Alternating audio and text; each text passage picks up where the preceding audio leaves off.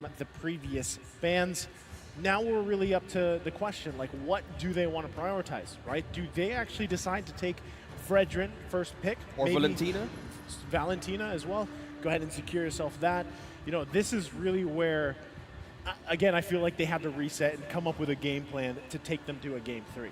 Well, speaking of Game 3, though, they have a respect ban now. There it is. From Arcangel. They ban out the Canada, and the Fredrin is their priority now instead of, again, from game number 1. It was a different round. It was either the EXP, but now they want to eye on their jungler to actually make things work in the early game. They want that extra, well, coverage, mostly in their own camps, because right now, how do you even seal, or how do you even counter the macro strategy of Philippines from game number 1? They were all over the place, creating so much coverage from the river, enemy camps, and now they're back with Terizla. Cannon gets his hands on his Terizla for this game number 2. And that's Novaria, right? That's Novaria. By the way, that's Novaria. That'll probably get fixed tomorrow, but yeah, I'm pretty sure that was Novaria again, locked in. Every time you see Arlot's frame pop up, that's pretty much Novaria, at least for today, right? Maybe that changes tomorrow. But still, one of those heroes, solid choices all around, providing you the vision that you need, the poke that you need as well. And then Terizla, just a top priority pick for a lot of teams because of just not even the penalty zone, man. It's just like how tanky he can be, how much of a obstacle he can be for a lot of teams to deal with. Yeah, so lifesteal, spell vamp, just not being touched in the XP lane. It's a great way to have, okay, this is my time to just completely farm through the waves. And you have the Valentina, good eye though, but they've taken the Yuzong for this. Okay, so they have a way to steal something out of the Novaria and for the Terizla. But they didn't prioritize this time around for their marksman compared to game number 1. it might be better that way, OSX, you know, for the most part, because again, as we talked about how games unfold, lane, especially lane priority and everything else, a lot of this, you know, these first picks, these priority picks, you want to be able to secure yourself the best gold lane experience as possible. And if that means holding on, like holding on that Gold pick, lane experience. yeah, the gold laners out there will understand, right? Yeah. Now, in that case, it's like, well, we can hold on to that pick, right?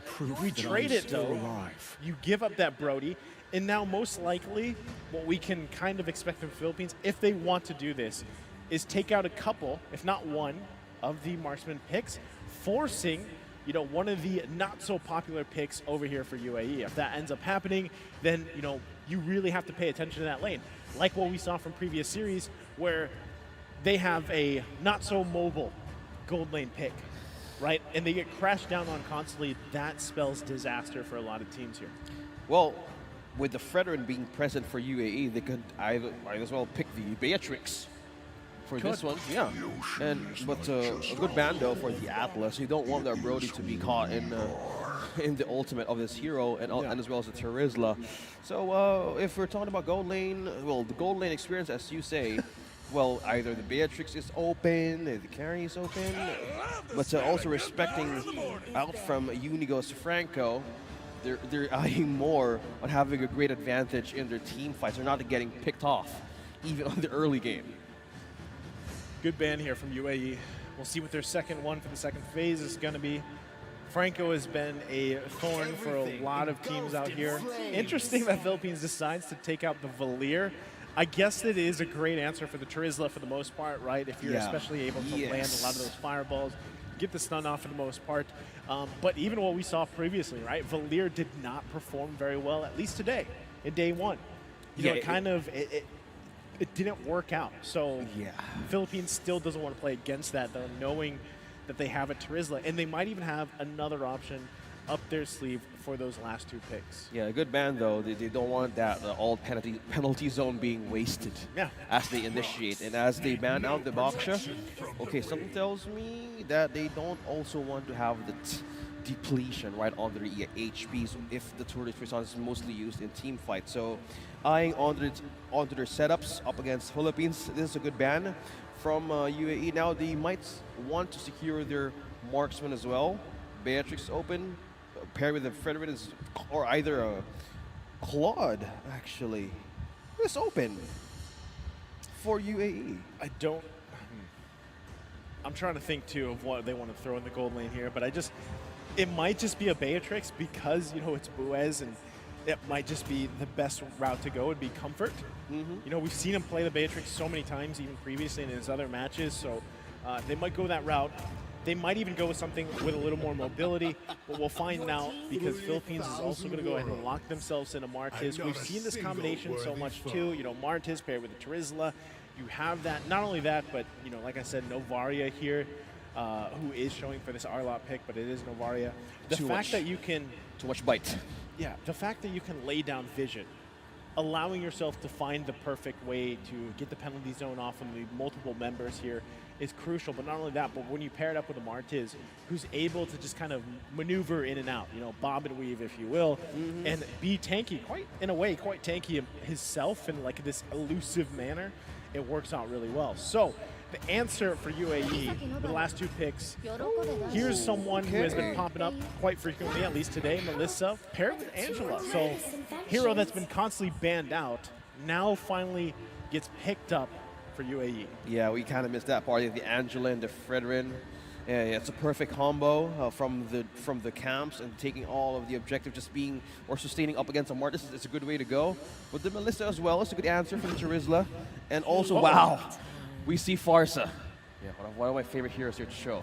Finally, I saw Atlas, I saw Farsa. So this is actually an Arlot? This is throwing me off, man. You think so? I think this is finally an Arlen. No, I'm joking. It's definitely a Novaria because it's probably Novaria Rome, right? So I want to throw you off too. I know it's been a long day, but that's what we're seeing, right? A lot of we're seeing things. Arlot popping up, but it's Novaria once we get in the game. And so yeah, we were talking about this earlier, Novaria Rome, right? She actually works really well in that role, and then you pair it up with a burst mid-mage like this Farsa, works out great. So once again, we'll see if they're able to make it work. UAE, in a way, though, locking in the Angela. How do we feel about it? It's good. With the Fredrin, it's paired so good. In game number 1, they were shut down most of the times early game. With the Farsa present, a lot of things could be bursted out, even drained from the resources of UAE. So if you might want to either use it against UAE or use it against Philippines. So it's just a race on who gets the first, who gets the first level 4 right ahead in this game 3. And as we jump into it, again, game number 2 here, UAE fighting to take it to a game 3 after a brutal game 1. Looking to slow down the momentum from the Philippines here. Solid choices, though, in terms of picks, especially with the Fredrin.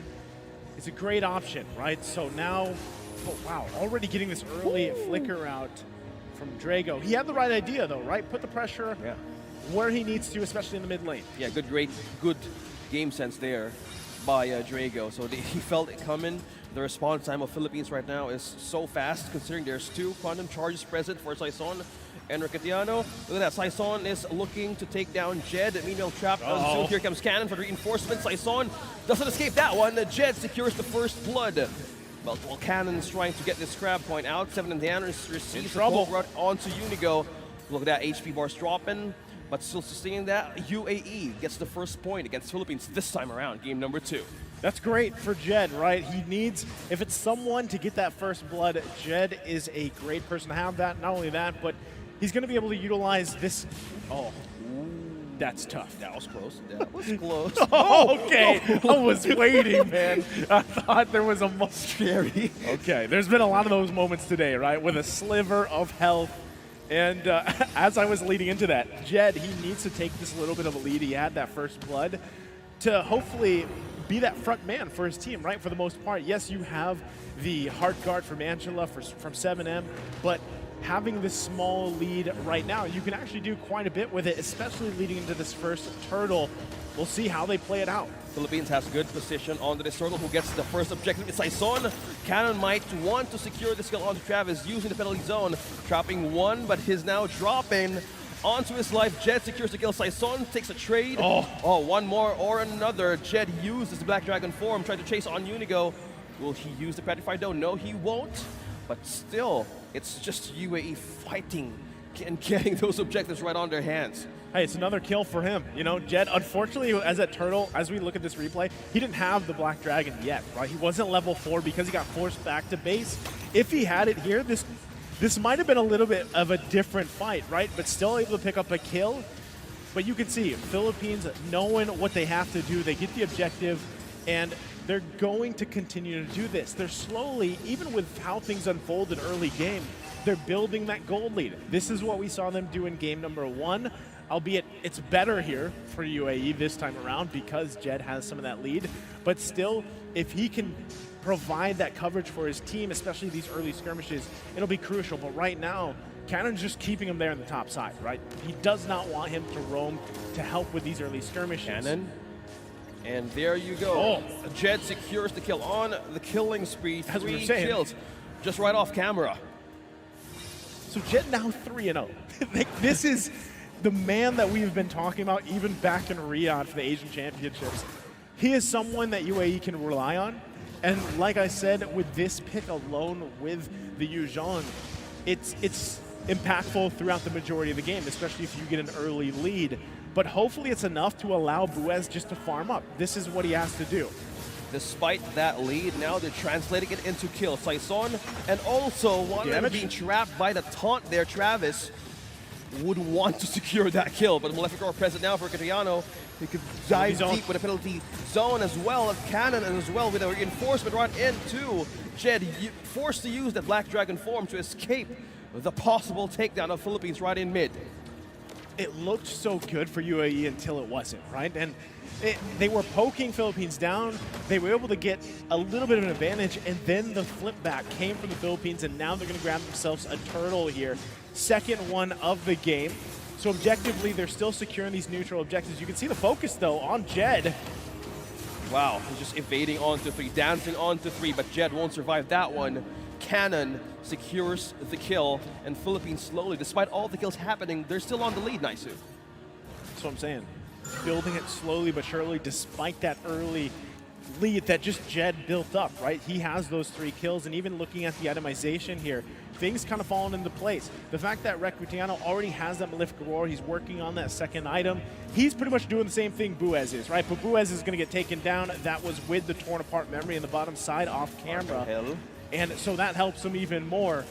So really, if you're UAE, where do we put the pressure? We had a little bit of this momentum. We don't want to lose it because that's what's happening here. Also, Draco got the ultimate a few seconds ago from Arcangel. Now, not having, again, a point, but mostly on the assist. We're waiting for that burst from the Force to complement the lineup right now of Philippines. So as looking at the map, even the advantage, Philippines not letting go of the lead as of now. Completely maintaining that objective, but no turret's been taken yet. No turret taken by either team. It's just been scrappy. Like, that's the early game, right? It's been, for the most part, yes, it's been the Jed show early on for UAE, but Philippines have kind of stopped that from happening, you know, any further. And you can see it. Look, they got to respect the damage. Wow, Shaw Essence connecting to Arcangel. That's just one person. It's Jed again. Still the Jed show. The Jed show, 4-1-0. Astral Recall, an Astral Echo connecting onto 3. Just revealing the positions of UAE right now. Torn apart memory, will it be enough? No, it won't. Still saved by the Heart Guard. That's what Heart Guard's for. That's why you lock in the Angela now. And this is the thing, as they most likely have to give up this turtle, it's going to be the third one going in the hands of the Philippines. Oh, a shot. Jed's in trouble. The poke. Now that's 3 members from the Philippines. Just right in the turret, they take down Jed, giving him his second death. Now an avenue for Philippines to take this last turtle of the game. Wow, they already, okay, so top side, they got the flicker out from Recrutiano, but still, members going down here for UAE. There's just, it's happening all across the map, OSX, right? There's objectives being taken, there's kills being taken, and still, at the end of the day, what's happening here is it's building up, right? The lead from Philippines continuing to snowball, and so you got to slow it down. Recrutiano getting another kill. Just up top by himself, yeah. Revealing location, and Saison also taking the orange out of UAE. Now resources being stolen up against Travis, and up top, Recrutiano doing his own work, pushing and just took down a turret up top from Jed. I find a very similar situation to what happened in Game 1, man. And yes, it might have happened slower, but it's still happening for the Philippines. It's getting out of control with the gold lead here. Recutiano's getting solo kills by himself. Unigo's popping off with the Astral Recalls, whittling people down, allowing the rest of the team to profit off of that. So at this point for UAE, with that lead that Jed had, how do you deal with it, right? You got to rely on the rest of the team here to help out as they press the mid. Feather airstrike being used against the turret of UAE. Now they take one. First tier turret right in the mid has now been destroyed. Now Philippines eyes on one. Look at that, 3-man knockup with a follow-up of Recutiano having a mega kill. But Travis, on the other hand, trying to taunt one. Will Cannon be the answer here? But no, he's still sustaining the damage. Drago is down, Jet is down as well, but Recutiano is still sustaining that fight. Heartguard trying to poke him down, but he still remains strong. Philippines, no casualties, and they've taken a purple out of UAE. The Philippines is not the one with the Angela, but somehow they're the ones sustaining these fights and staying alive here. UAE still, I mean, at this, you know, it's been minutes now where Jet had these kills all in his hands. You're hoping that Buez is able to get some on this Melissa, right? The damage is starting to be there, but is it going to be too late? Even looking at the replay here, Jed takes part of the damage. That was a nice flicker, too, that we saw with the setup with the penalty zone. But look at that. That's what I'm talking about. Buez just does not have the damage just yet. Maybe another 3-4 minutes, he'll be where he needs to be. But is it going to be too late by that time, right? Now that this Lord is up, it's most likely just better off if UAE doesn't contest it, they defend. Because it's just going to be taken in the hands of the Philippines here, just like all the turtles early on. Yeah, 3-level gap. Saison against Travis. The lead right now is just on the charts of Philippines, and they've taken an objective once again.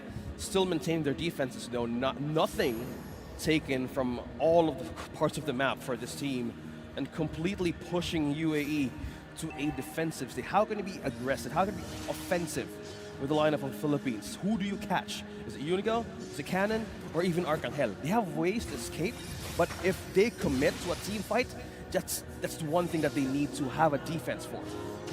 It's tough because, like I was saying, it happened a little bit slower, but inevitably it turned out to be a 10K gold lead anyway for Game 2. Philippines now marching down the mid lane with this first Lord of the game. They should be able to make quick work of it, right? They're still able to do that. Look at Jed's placement as well. He's trying to find his own entry point, and it looks like they're going to go ahead and go for it. Look at the back line coming from the back. Jed using that stun, catching one. Will this be the answer of UAE to bounce back? But Saison takes down the Yuzong of UAE. There's no Black Dragon form that could save him back to his base. Now Philippines is knocking slowly right into the defenses of UAE, melting another last tier turret in mid. Look at that, Buez with a burst from Arcangel is completely devastating right now for UAE. Now they take another turret up top, and as well as one defense down bottom. The poke potential is massive here for the Philippines with this lead. And just Ice Queen 1 just now being picked up, by the way, by Unigo. Right, he only had the talisman, he has the Necklace of Durance here as well to help with some of that sustain. And you're seeing it, right? The combination of Astral Recall with the Feathered Airstrike is deadly, especially when you have this much of a lead at this point. And I kind of expect to see this more, right? Especially with Novaria, how popular of a hero pick she is. And so when you're dealing with that across from you with this much of a disparity in terms of your items and everything else, UAE finds themselves once again with their backs through the wall. It's not pressed, it's literally through the wall. And they have to find some saving grace within the next defense. Now, does Philippines wait 50 seconds for the next Lord? Most likely, because still they don't want to basically blunder initiation in the base unless somehow they're able to whittle down multiple members like this. Yeah, they just keep on forcing UAE to commit even clear lanes right now. 30 seconds for the Lord. And to think the strength right now of Philippines mostly rely on true damage of this Brody. He has 3 of strong items right now, even has the physical damage immunity, which is the Wind of Nature. With the confidence that he has right now and the lead, it's almost half of gold up against Buez. Like that you might want to secure most of the items since you're a Melissa and most of the team fights that you need extra damage up against the Philippines defenses. How do you even go through that? So as nice as being, again, reiterating the fact that how will UAE bounce back from this? Either they get the objective, not commit at all, or just have a isolated pickoff. But As you can see, Philippines completely taking another objective out of UAE's hands. Okay, they get a turret plus a kill, utilizing Jed with the heart guard. They trade the Lord though, right? So inevitably, they were at least able to get something. And now, is that actually enough to turn the tide of this game? It's a step in the right direction, but the biggest thing they have to get through is this next Lord March that was secured by the Philippines. And still, the big elephant in the room is the fact that itemization-wise, it's going to be a tough time because the Philippines will just go ahead and brute force their way into the base here. Most likely, whether that's Canon going in with that, he's got the flicker available, he's got penalty zone available, and the Lord marching in the mid lane is going to make it even more of a tough job for UAE to withstand. Oh no, no more purple for UAE to take. And the Lord marching through the mid, even waves of minions now just going into the base. Saison, on the other hand, receives damage though, but they are ready to respond more. Look at the flicker onto Cannon with the penalty zone, the trapping too. Look at the burst from Recodiano securing that kill. Buez is down, there's no damage to respond for Philippines. Eyeing onto the base, there's no one left to even eye on defend. Who do they target? Will it be the base or will it be the members of Team Philippines? And they secure the point of this match, 2-0.